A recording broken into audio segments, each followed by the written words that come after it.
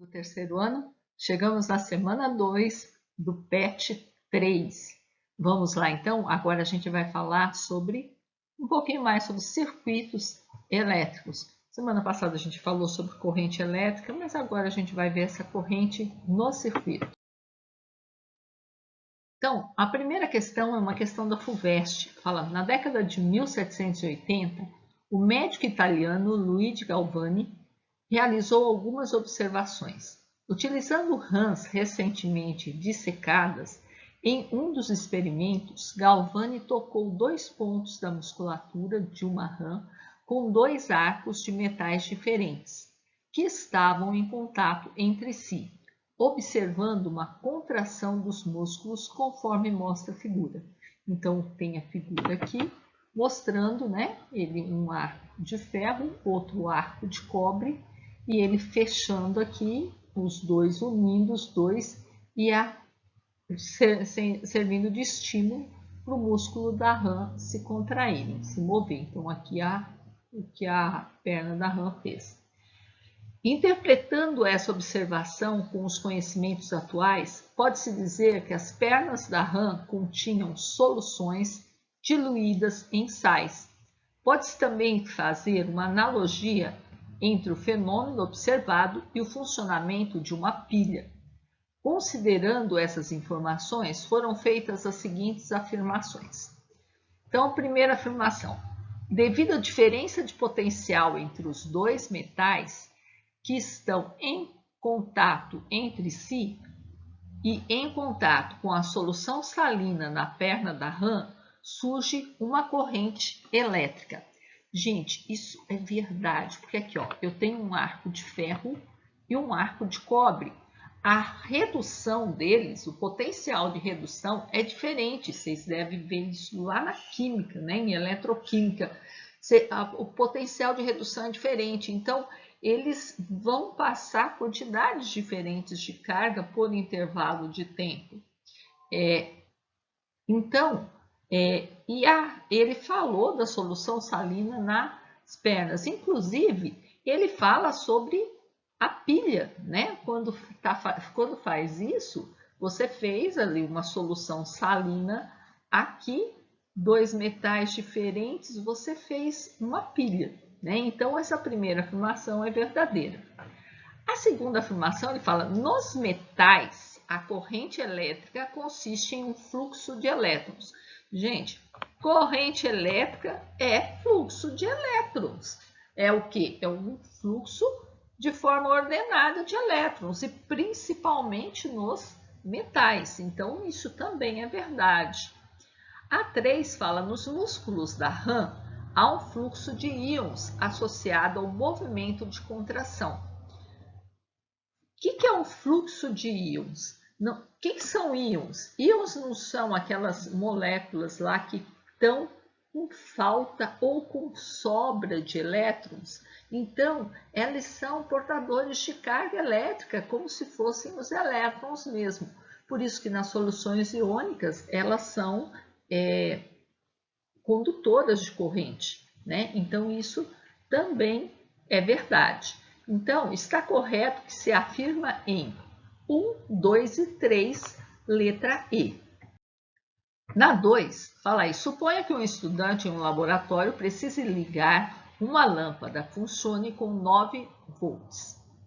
Ele possui 8 pilhas de 5 volts cada. Letra A, quantas pilhas ele irá utilizar em sua montagem? Então, imaginem, eu não sou boa no desenho, mas imaginem que isso são as nossas 8 pilhas. Então, se cada pilha tem 1,5 volt, ele precisa de 9 volts. Então, é uma conta simples. Eu vou pegar o 9 e vou dividir por 1,5. Quando você divide 9 por 1,5, você encontra 6. Então, ele vai utilizar 6 pilhas na montagem. Aí, na letra B, ele pede para você faça o desenho esquemático mostrando como foram ligadas essas pilhas para obter a tensão necessária. Bom, eu tenho que ligar as pilhas em série, um polo positivo no polo negativo da outra. Então, eu vou fazer o quê? Eu vou pegar 6 pilhas aqui e vou ligar aqui, ó, no positivo com o negativo, para ligar elas em série, para mim poder juntar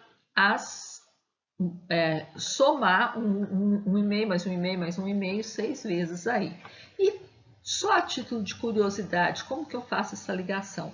Lembrando que aqui, ó, um polo eu vou ligar do lado, o outro na pontinha aqui. São o positivo e o negativo devem ser ligados assim. Então, vamos ligar aí essa pilha, ligando dessa forma, a lâmpada vai acender. Na 3, um chuveiro elétrico não está aquecendo satisfatoriamente a água.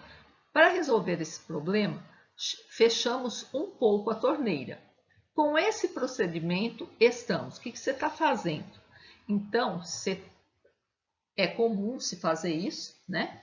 Então, na letra A fala que você está diminuindo a resistência elétrica do chuveiro.